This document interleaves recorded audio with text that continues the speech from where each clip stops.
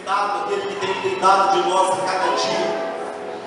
Se chegamos até aqui, neste culto de domingo, de Santa Ceia, dia 4 de outubro, é porque até aqui o Senhor nos ajudou.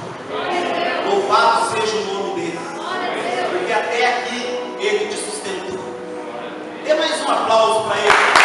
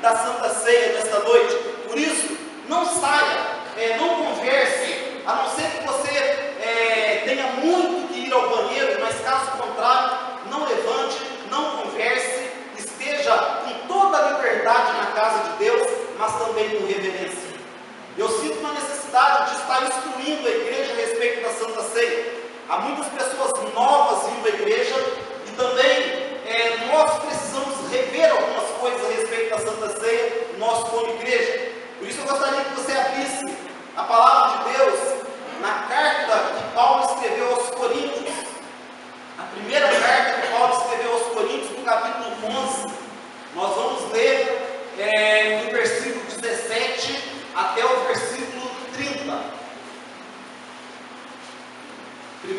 Coríntios, capítulo 17, no capítulo 11, versículo 17 ao 30.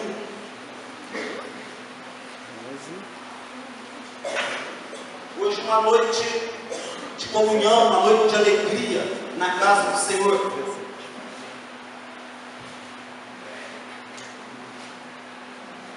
1 Coríntios 11, todos acharam aí? Amém. Amém? Todos acharam? Agora, já que todos acharam, eu quero saber se todos estão aqui. Amém. Amém? Eu estou olhando assim, daqui em cima a gente vê tudo, né? E aí parece que tem alguns irmãos olhando para o tempo, outros irmãos parecem que não estão aqui ainda, não chegaram ainda. Vocês perguntam para você, está aqui já? Todos estão aqui? Amém? Versículo 17. Paulo escrevendo essa carta à igreja que ele havia plantado em Corinto, diz assim: apesar de tudo, não vos elogiarei quanto à instrução que passo a vos dar agora, porquanto as vossas reuniões produzem mal e não bem. Em primeiro lugar, ouço dizer que há divisões entre vós, quando vos reunis como igreja, e até certo ponto, acredito que isso esteja ocorrendo. Todavia, se faz necessário que haja divergência entre vós, para que os aprovados se tornem conhecidos em nosso meio. Pois, quando vos reunis como igreja, não é para comer a ceia do Senhor, porque quando comeis, cada um toma antes a sua própria ceia, sem esperar pelos outros. E dessa maneira, enquanto um fica com fome, outro se embriaga. Será que não tendes casa onde podeis comer e beber? Ou de fato desprezais a igreja de Deus, humilhando os que nada possuem? Que vos direi? Acaso vos elogiarei por isso? Certamente que não vos elogio por essas atitudes. Agora preste atenção aqui um pouquinho antes da gente continuar. O que está acontecendo aqui? A Santa Ceia, ela foi instituída para que nós pudéssemos relembrar a morte, o sacrifício de Jesus Cristo na cruz do Calvário. Mas a Santa Ceia, ela também celebra a unidade e a igualdade do corpo de Cristo. Deus, ele tem um prazer imenso de igualar as pessoas. Deus, ele não faz acepção de pessoas. Tanto que a instituição, por exemplo, do dízimo, é Deus igualando as pessoas. Porque toda vez que qualquer um de nós vem aqui e entregamos 10%, Deus está nos igualando. Porque ninguém, quando entrega o dízimo, entrega mais do que o outro. Porque cada um entrega o 10% que pertence a Deus. Amém? E a Santa Ceia, ela também é uma instituição que ela celebra a unidade e a igualdade da igreja. É a comunhão do corpo de Cristo. A igualdade do corpo de Cristo, de que todos são iguais diante de Deus. E aqui, Paulo, ele então traz algumas recomendações para a igreja, porque naquele tempo, a igreja não vinha apenas participava do pão e do vinho. Eles juntavam as panelas. O momento da Santa Ceia, o dia da Santa Ceia, era um dia de muita festa, de muita comida. As pessoas, cada um, preparava aquilo que tinha em casa e levava para celebrar no templo. Então eles participavam não somente do pão e do vinho, mas eles também comiam daquilo que eles, cada um fazia o seu melhor na sua casa, levava, e ali no momento da Santa Ceia, ou antes da Santa Ceia, eles participavam juntos, celebrando a comunhão, a unidade e a igualdade entre a igreja. Então, por que isso igualava? Vamos supor que nós fôssemos fazer isso aqui hoje. E aí, por exemplo, o Clóvis, ele poderia trazer um pernil. Né? E aí, mas eu não poderia trazer um pernil. Eu poderia trazer só um pãozinho de sal. Era a minha condição. Só que eu ia comer do pernil do Clóvis. Entende? Porque era meu também. Aí, mas o Fabinho, ele só poderia trazer 2 pães de queijo. Aí todos iam participar, o Fabinho ia comer da leitoa dela e pôr um pedaço do pernil do Clóvis no poderia trazer uma garrafa do melhor vinho, porque era vinho, né? Mas o outro só poderia trazer uma só gin. Mas todos iam participar juntos em igualdade, não importa quem trouxe. Amém? Amém. Só que o que estava acontecendo ali? Eles estavam chegando, cada um trazia, eu trouxe o pernil, esse pernil é só meu. Antes que o Fabinho chega, deixa eu comer meu pernil. E aí, o que Paulo está trazendo aqui? Eu vou elogiar vocês por isso? Isso é comunhão? Não, vocês não estão fazendo bem. E eu ouvi falar, alguém aí me contou, né? E eu até acho que realmente é verdade que isso está acontecendo. Então ele fala, eu não tenho motivo para elogiar a comunhão de vocês. Porque o que acontece? O Clóvis ia, comia o pernil dele correndo, e a Inês ia, comia a leitoa dela correndo, depois os mais pobres que chegavam não tinham o que comer. Porque eles não tinham condição de levar. Então Paulo está dizendo, isso não é comunhão. Porque a comunhão é celebrar a unidade e a igualdade da igreja. Todos são iguais diante de Deus. Oh, aleluia por isso. Deus não faz acepção de pessoas. De todos. Por isso eu tenho orado a Deus que esta igreja salve todos os tipos de pessoa. Que nessa igreja, para essa igreja venham os ricos, mas que para essa igreja venham os pobres também. Que para essa igreja venham aqueles que são PhD, doutorado, mas para que essa igreja venham também aqueles que não sabem ler. Que venham todos, porque todos são iguais diante de Deus. E aqui Paulo então, ele está trazendo uma repreensão, porque eles não estavam agindo bem. E ele então no versículo 23, ele começa a ministrar, e aí que eu quero falar com a igreja, o que é a comunhão, o que é o participar da mesa, o que é o comer do pão e do vinho. Diz assim, a partir do versículo 23, pois eu recebi do Senhor o que também vos entreguei, que o Senhor Jesus, na noite em que foi traído, tomou o pão, e logo após haver dado graças, partiu e disse, isto é o meu corpo que é dado por vós, fazei isto em memória de mim. Do mesmo modo, depois de comer, tomou ele o cálice e declarou, este cálice é a nova aliança no meu sangue, fazei isto todas as vezes que o beberdes, em memória de mim. Portanto, todas as vezes que comerdes deste pão e beberdes deste cálice, proclamais a morte do Senhor até que ele venha. Por esse motivo, quem comer do pão e beber do cálice do Senhor indignamente, será culpado de pecar contra o corpo e o sangue do Senhor. Examine-se, pois, cada um a si próprio, e dessa maneira coma do pão e beba do cálice. Pois quem come e bebe sem ter consciência ou discernimento do corpo do Senhor, come e bebe para a sua própria condenação. Por essa razão, há muitos entre vós fracos, doentes e que já dormem. Contudo, se nós tivéssemos o cuidado de julgar a nós mesmos, não seríamos condenados. Amém? Então Paulo está trazendo uma instrução. E eu quero trazer para você o que é a ceia. Como devemos participar da ceia? A ceia é a comunhão dos salvos em Jesus Cristo. A ceia é para todo aquele que confessa Jesus Cristo como seu Senhor e o seu Salvador. A ceia é para aqueles que têm e que creem em Jesus Cristo, que Jesus Cristo morreu na cruz do Calvário para perdoar os nossos pecados. Então Paulo ele está dizendo aqui, e ele está instruindo a igreja, e ele diz que primeiro, na ceia nós devemos olhar para trás. Olhar para trás para olhar o passado. Porque quando olhamos para o passado da Santa Ceia, nós vemos Jesus Cristo sofrendo, morrendo no nosso lugar. Há muitas pessoas que já não trazem mais isso à memória. Há muitas pessoas que não entendem que naquela cruz do Calvário era para estar pregado eu. Que naquela cruz do Calvário era para estar pregado você. Porque nós pecamos e o salário do pecado é a morte. E quem deveria morrer naquela cruz, quem deveria sofrer todas aquelas dores que Jesus sofreu, foi eu e você, porque nós pecamos. E fomos separados da glória de Deus, da graça de Deus. Mas Jesus Cristo, a Bíblia diz que Ele assumiu o nosso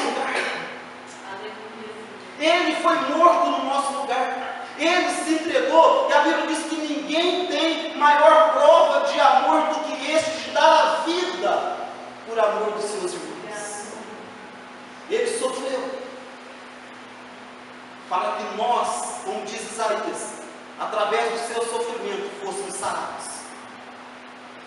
Quando Jesus, ele está para terminar o seu ministério, ele está para ser entregue, ele olha para a cidade de Jerusalém, e ele faz um lamento sobre a cidade de Jerusalém.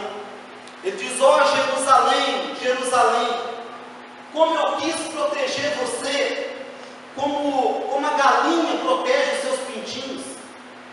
Jerusalém, como eu queria ter colocado você debaixo das minhas asas, mas você não aceitou.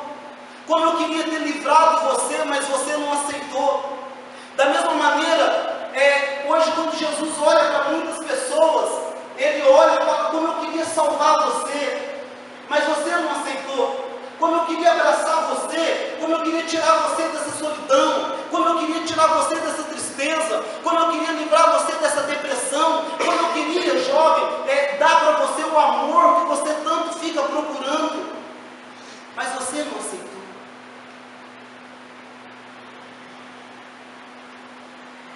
Quando, um pouco antes, na quinta-feira, antes de ser preso pelos soldados, a Bíblia diz que Jesus, ele vai orar, e ele começa a transpirar muito, e começa a sair do corpo dele sangue misturado com água. E quando eu me converti, eu ouvia falar disso, eu pensava que aquilo era um fenômeno sobrenatural, porque ninguém pode suar sangue. Mas depois alguém me explicou que não, que realmente há um fenômeno, parece que, se não me engano, chamado hematrose, que quando uma pessoa é submetida a um sofrimento físico e emocional muito intenso, é algo muito raro de acontecer, mas já aconteceu com algumas pessoas, e realmente isso pode acontecer. Quando há uma dor muito forte, quando há uma pressão muito forte, quando há uma dor emocional muito forte, misturada com uma dor física, é possível que a pessoa, dos poros das pessoas, possam sair sangue. E isso Jesus passou, ali enquanto ele orava, por amor a você. Ele morreu no seu lugar, por amor a você. Você é capaz de receber este amor?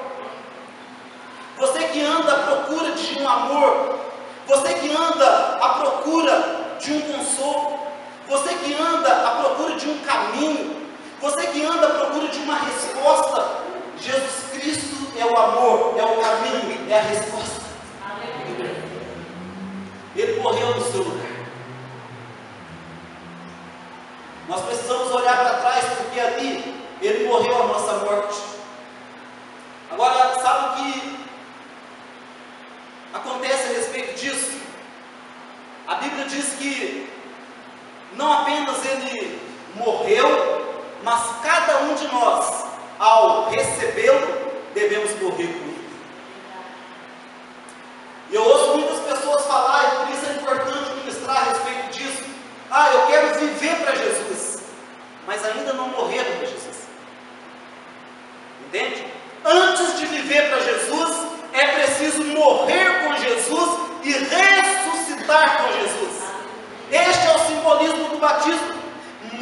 Eu me uno a Jesus Cristo na sua morte, no seu sepultamento, e agora eu ressuscito com Jesus Cristo para andar com Ele em novidade de vida.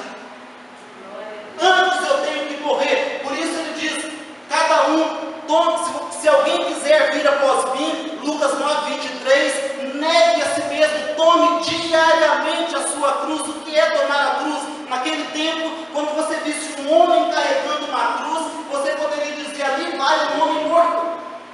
Se ele está carregando a cruz, é porque ele está condenado, ele vai ser morto. Olha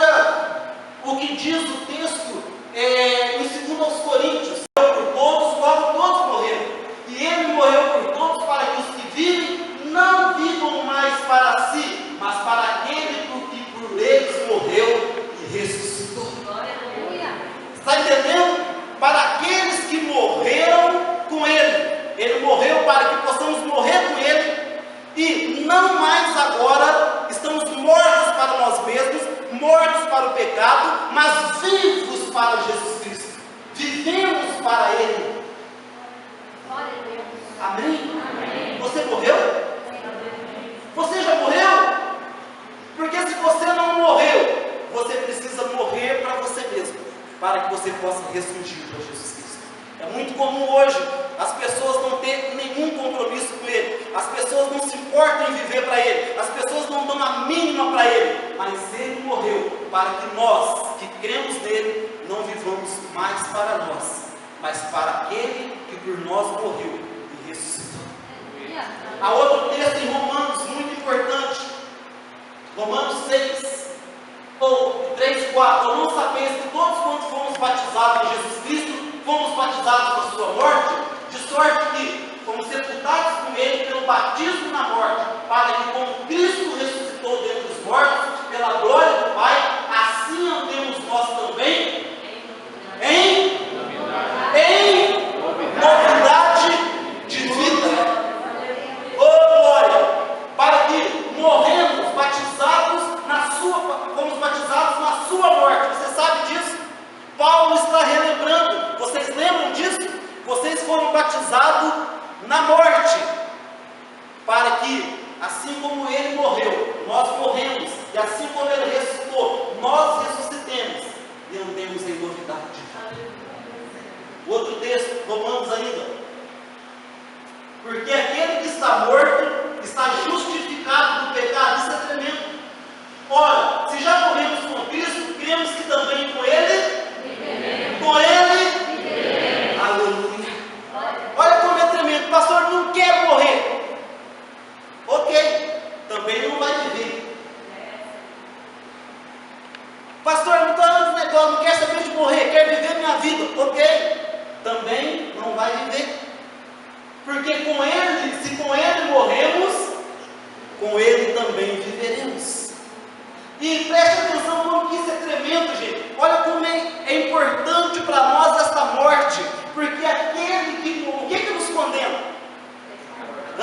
O pecado gera o quê? A morte, porque a morte é a condenação pelo pecado. A morte eterna, não a morte física, a morte eterna é a condenação por causa do pecado. Mas aquele que morreu já não tem mais condenação, está justificado do pecado. Espera aí, acho que você não entendeu. Deixa eu tentar explicar. Imagina o pior bandido do Brasil. Quem é? Fala o nome de um bandido aí que eu não assisto ele. Olha isso. Por favor, não grava isso, senão nós podemos ser processados. Então vamos lá. Fernandinho Beiramar. Então você imagina, hoje ele está preso, né? Mas imagina que ele está foragido. Então a polícia descobre onde ele está. E aí arma uma operação, helicóptero, e cerca a casa com helicóptero, metralhadora, fuzil, e cerca a casa do Fernandinho Beiramar. E aí estão lá e falam, olha, estamos aqui, vamos arrombar, é melhor abrir a porta. Metralhadora para tudo quanto é lado. Aí a esposa do Fernandinho abre a porta. Cadê ele? Ele está ali, pode entrar. E aí eles entram e eles espetam tudo, e aqueles fuzil, a arma de mira, e aí ele chega lá, tem um caixão. E aí o Fernandinho Beiramar está dentro do caixão. E aí eles falam assim, o que aconteceu? E aí a esposa diz, ele teve um ataque cardíaco e morreu. Aí eles dizem, azar? Então tá. Não, mas peraí, vocês não vão levar ele preso? Não, morreu. Morreu, não importa mais. Está livre. Entendeu isso? Entende? Aquele que morreu está livre do pecado. Aí o diabo vai lá, como fez, né? Está querendo acusar Jó, e ele chega lá, aí ele cerca ali, o Clóvis, eu vou pegar, eu vou, ele está condenado, ele pecou. Aí olha que chega e morreu. Ele volta sem graça. Por isso a Bíblia diz, não há acusação contra os eleitos de Deus. Um aplauso para Jesus Cristo.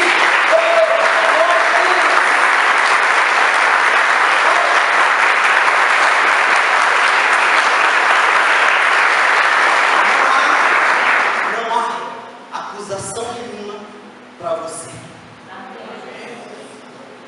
Quem poderá nos condenar? Foi Cristo Jesus quem morreu por nós. Mas Paulo também, ou melhor, outro texto aí, né? 1 João 2, do versículo 6. Porque uma das coisas que nós temos que entender na ceia, que não é apenas participar por participar, mas realmente ter uma experiência, ser participante, entrar dentro da Santa Ceia. Aquele que diz que está nele, também deve andar como ele andou. Não basta usar uma camiseta, não basta dizer que estou nele, eu devo andar como ele andou. Mas outra coisa que Paulo diz, é que nós também devemos olhar para frente, porque ele diz assim: vamos celebrar até que ele venha, porque Jesus Cristo virá. E a Bíblia diz que todo olho verá. A volta dele é a celebração da igreja, é a confirmação da nossa fé. A volta dele é a grande esperança que motiva a igreja a continuar servindo a ele. Ele vai voltar. A volta dele é a razão da nossa fé. E a Bíblia diz, sabe o quê? Que a volta dele virá em meio a espanto. Espanto primeiro daqueles que não creram, agora não dá mais tempo. Espanto da igreja, que muitas vezes anda, mas fora dele. Espanto da igreja, que outros daqueles jovens, daquelas pessoas que achavam que ele não ia voltar. E aí vão dizer, afinal era verdade. Espanto do povo lá fora que não creu, afinal os crentes tinham razão, porque a Bíblia diz que a volta deles será como nos dias de Noé. Comiam e bebiam, casavam e davam-se um casamento, e não perceberam, até que veio o dilúvio e levou a todos. Assim será a volta de Jesus Cristo, em meio a espanto. Com certeza, enquanto Noé, durante 100 anos, ele construiu aquela arca, e muitas vezes as pessoas, como vai acontecer? Quando vai chover? Nunca choveu. Naquele tempo não chovia, naquele tempo só tinha um orvalho que regava a terra, nunca havia chovido. Como que pode chover? Até que todos continuaram vivendo, levando sua própria vida, não se importando para a pregação de Noé, não se importando para a construção daquela arca, até que veio o dilúvio, e não deu tempo de mais nada. Assim será a vinda do Filho do Homem. Olha esse outro texto que ele diz, 1 Coríntios 15, 51 e 52, eis aqui vos digo um mistério, na verdade nem todos dormiremos, mas todos seremos transformados, num momento, num abrir e fechar de olhos, ante a última trombeta, porque a trombeta soará, e os mortos ressuscitarão incorruptíveis, e nós seremos transformados. Glória a Deus! Oh, glória a Deus! Esse dia vai acontecer. Paulo está dizendo aqui, aquilo que eu disse na quarta-feira, pode ser que eu não morra, pode ser que nós não conheçamos a morte, porque ele está falando, nem todos dormiremos. Pode ser, quando ele vier, haverá pessoas que ainda que não morreram, que vivem naquele tempo. Há uma geração que não vai morrer, e talvez essa geração seja nós.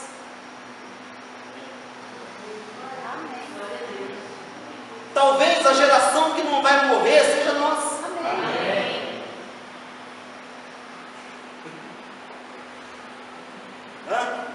Talvez você não vai ter que deitar no caixão. Sabe por quê? Ele pode voltar a qualquer momento. Porque será como nos diz Noé, pastor, não pode, as coisas estão acontecendo tudo normalmente, não há nenhum sinal. O quê? Não vamos entrar nisso, não, vamos pensar na escatologia, não vamos sair daqui. Então ele vai voltar, olha isso, do 1 Coríntios 15, 58. Portanto, meus amados irmãos, sede firmes, constantes, sempre abundantes na obra do Senhor, sabendo que o vosso trabalho no Senhor não é em vão. Glória a Deus! Seja firme, constante no trabalho no Senhor, você servir a Ele, terá uma recompensa. O outro texto aí, pode colocar, olha só o que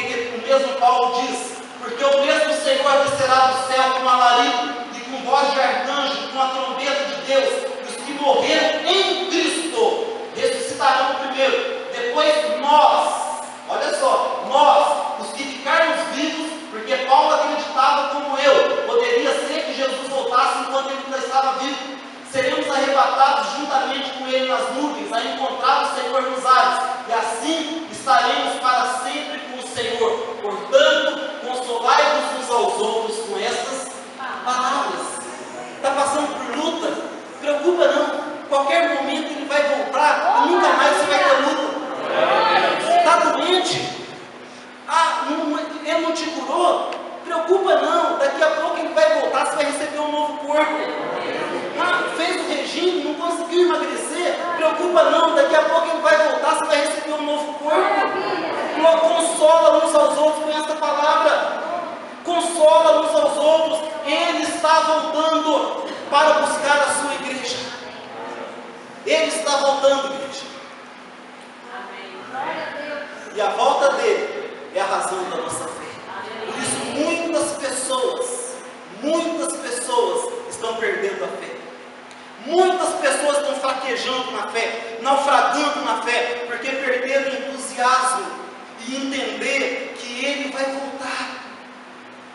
E entender que Ele virá buscar uma igreja. A igreja que está vigilante, a igreja sem mácula, sem ruga. Console uns aos outros com essa palavra, porque em breve, muito em breve, estaremos com o Senhor. Aquele que há de vir, virá.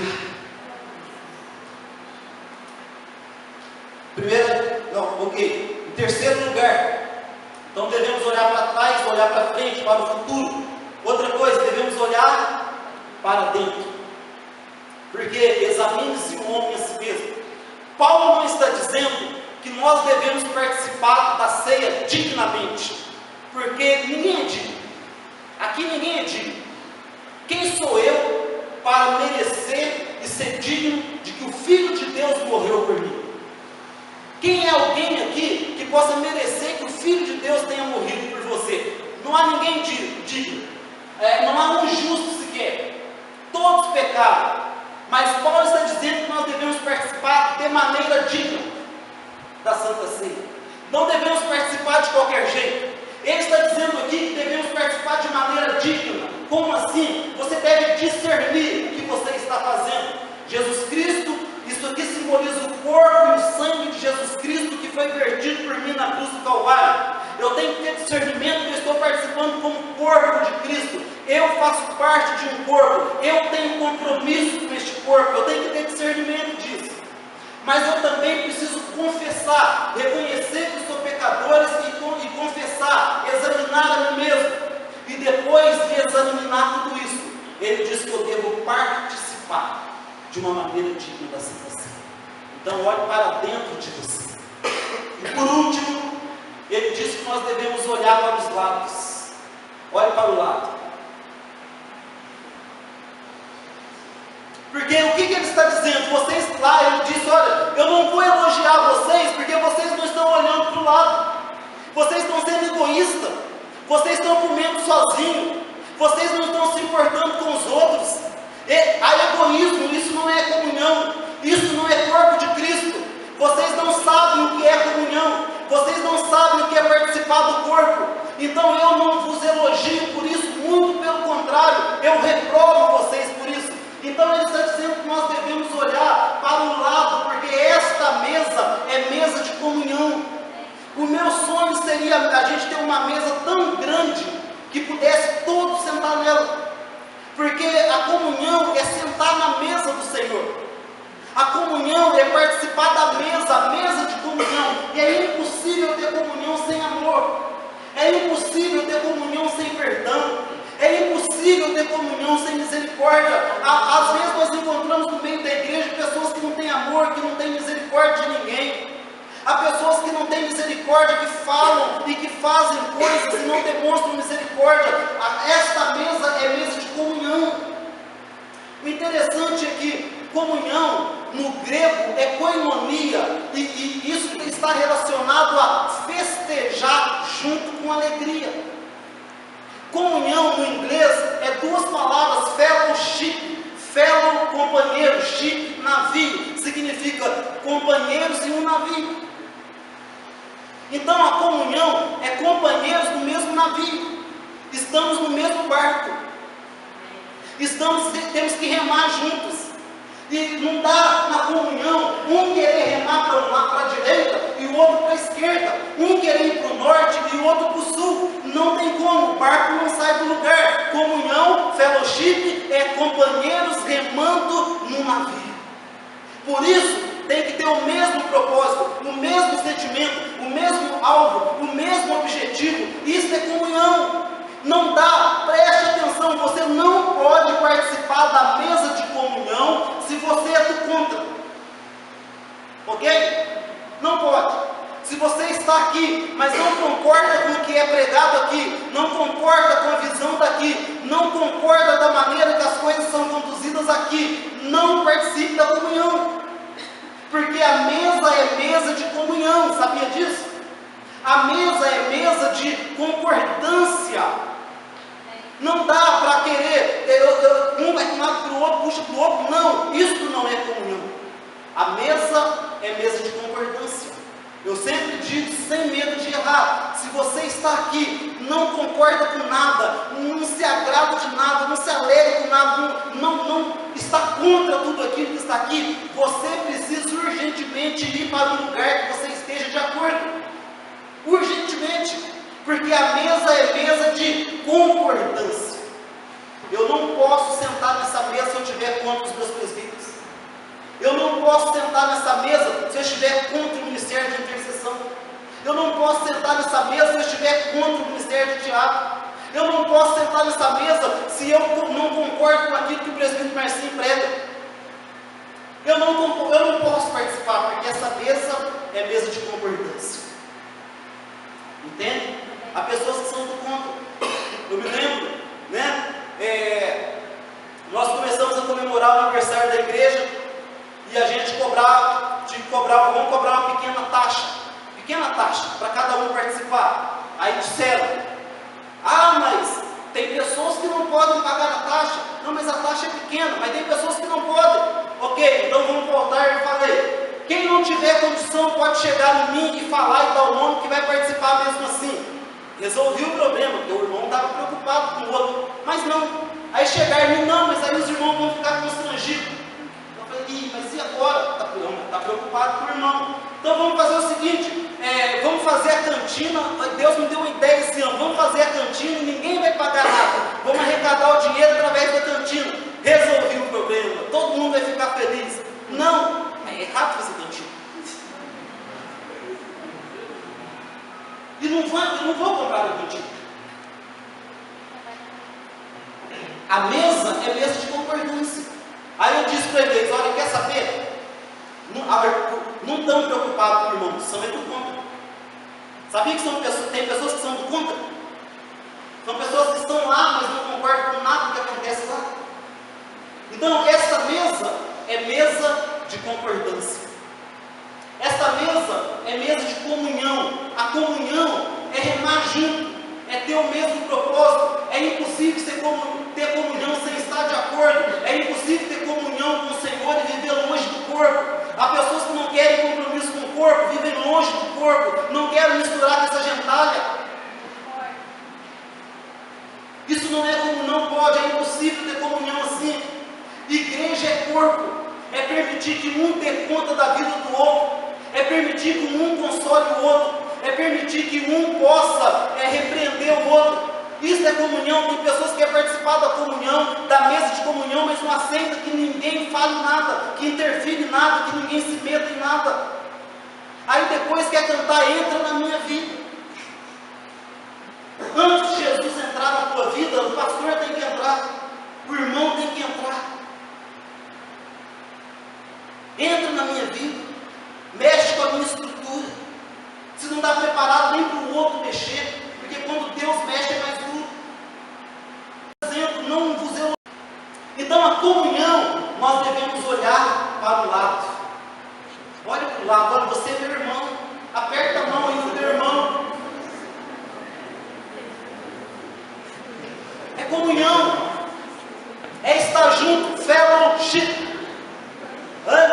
Fellowship, é inglês que eu estou falando para você entender. Fellowship, fellowship, dois companheiros no navio remando para o mesmo lugar. Não dá para arremar um para um lado e outro para o outro lado.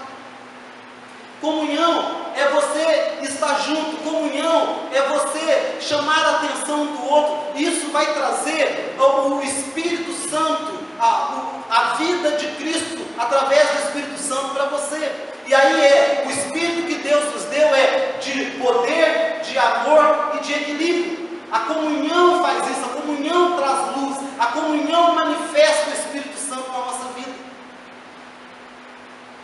Poder, posso todas as coisas. Amor, posso amar qualquer pessoa. Equilíbrio, posso dominar qualquer área da minha vida. Amém? Às vezes o irmão fala assim: pastor, eu sou assim, né? Recebi o Espírito Santo, mas eu sou meio nervosão, né? E às vezes eu grito mesmo com a minha esposa. Aí, grita, então grita com o presbítero Marcinho. É a comunhão, é a família. Eu não consigo controlar e grito da esposa, grito da minha namorada. Então grito com o pastor de mim. Pode gritar, é comunhão. Grita. Não, pastor, aí eu controlo. Você grita com a tua mulher porque você quer. Aí tem jovem que fala: eu não aguento, às vezes eu xingo a minha mãe. Então xingo o pastor, xingo o presbítero, Teuzinho. Não, mas aí eu controlo. Então você xinga a sua mãe porque você quer. Porque aqui você consegue controlar. Na igreja você consegue controlar. Na frente dos irmãos você consegue controlar. Eu não aguentei mesmo meu marido, eu não estava com TPM e tem hora que eu explodo mesmo. Aqui você não explode. Aqui você controla a TPM. É comunhão. Entende? Comunhão.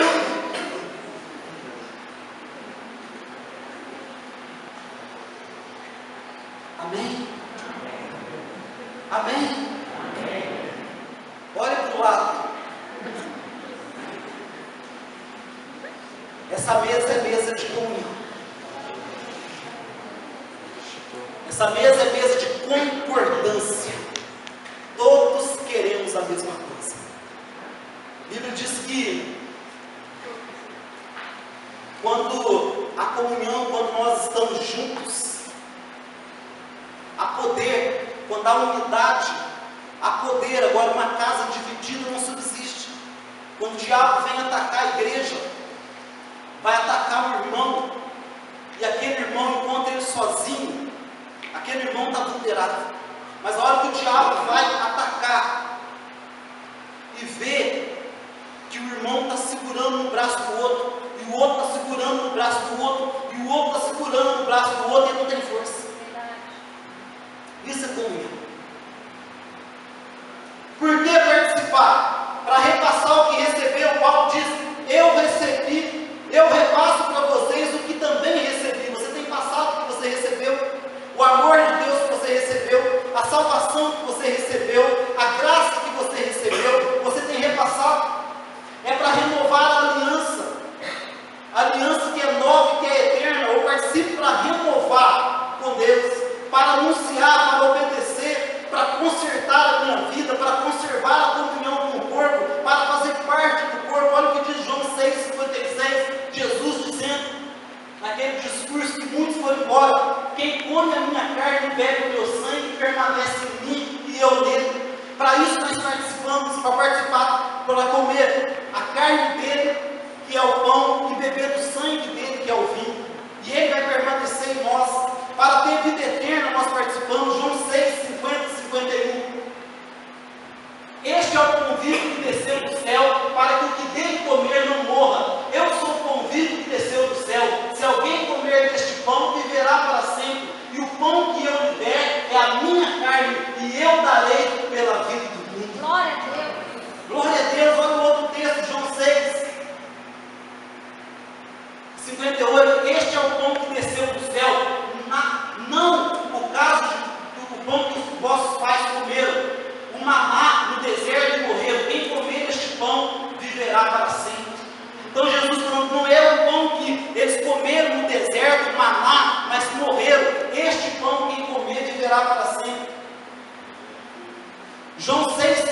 24: quem come a minha carne e bebe o meu sangue tem a vida eterna, e eu o ressuscitarei no último dia. Para isso nós participamos. Esta é a comunhão do corpo de Cristo. Celebrar até que Ele venha. Celebrar porque Ele morreu. Celebrar porque um dia nós cremos que Ele morreu na cruz para nos salvar. Isso fez, e você tem consciência que você deveria estar morto. Você deveria ser pendurado naquela cruz. Você tem esse discernimento. Você tem discernimento que você é pecador e que não há nada de bom em você e que você é dependente do sacrifício de Jesus Cristo na cruz do Calvário para ser salvo. Isso é ter consciência, isso é ter discernimento. Você tem discernimento que a mesa de comunhão é a mesa de concordância da celebração do corpo de Cristo? Você tem consciência disso? Você tem esse discernimento que aquele que serve a Cristo deve andar como Ele andou? Você tem discernimento que há um compromisso, uma aliança que você fez de não viver mais para si, mas viver para Ele? Você tem esse discernimento? Isso é discernir o corpo de Cristo. Você tem discernimento que a igreja é o lugar onde deu compromisso? Sabia que não existe igreja em casa? Hoje está uma moda de que pessoas, não, eu estou servindo a Deus em casa. Isso não existe. A igreja é o corpo de Cristo. Você tem consciência disso? Você tem consciência que você deve explicações e satisfações à sua liderança espiritual? Você tem consciência que você tem um compromisso de ajudar a sustentar o corpo com os seus dons, os seus talentos e as suas finanças? Você tem essa consciência? Isso é discernimento. Não participe sem discernimento, Paulo falou. Examine você mesmo. Examine tudo isso que eu acabei de falar. Confesse. Se você acha que está falho, não, eu não estou crendo em nada disso, eu estou falho nisso, então não vou participar. Não é isso que Paulo disse. Confesse, porque aquele que confessa e deixa alcança misericórdia. Examine a si mesmo e depois coma. Paulo não está dizendo, saia, não coma, você está julgado. Não, ele diz, examine e depois coma. Porque a confissão e o arrependimento nos limpa de todo pecado. Então esse é o momento da comunhão do corpo de Cristo, momento daqueles que concordam, momento daqueles que estão juntos, momento daqueles que remam juntos para o mesmo lugar, daqueles que não vê diferença em ninguém,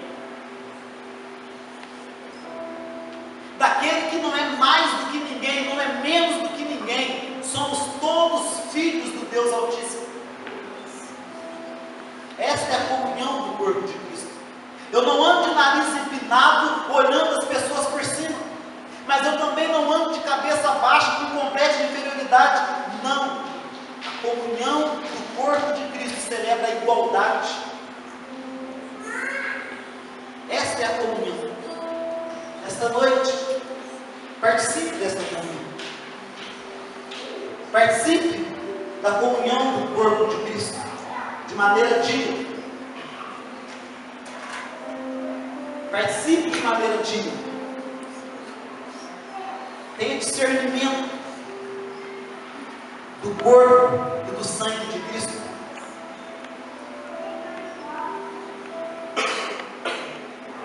Nós vamos louvar o nome do Senhor logo após consagrarmos os elementos. E nesse momento, continue colocando a tua vida diante do Senhor. Continue fazendo um exame da tua consciência. Continue buscando discernimento para que você possa, nesta noite, participar de maneira digna. Senhor nosso Deus, nosso Pai, nós te louvamos e agradecemos, Pai, neste momento, Pai. Vamos Jesus na tua presença, Pai. Nós nos convida a todos a participar da tua mesa, Pai. Neste momento, apresentando este momento, ser movido pelo corpo, Deus, Pai. E nós participarmos, querido, que possa ser sarada, transformada, renovada. Oh, Pai, nós possamos tomar posse dessa palavra, Pai. Encher o nosso coração, Pai, que nós possamos decidir, Pai. E confessar nosso pecado diante de Ti. Participar, Pai. Não deixar de participar. Porque em Isso é teu corpo, Pai. Esse corpo transforma, sai, cura, Pai. Nós louvamos por isso em nome de Jesus.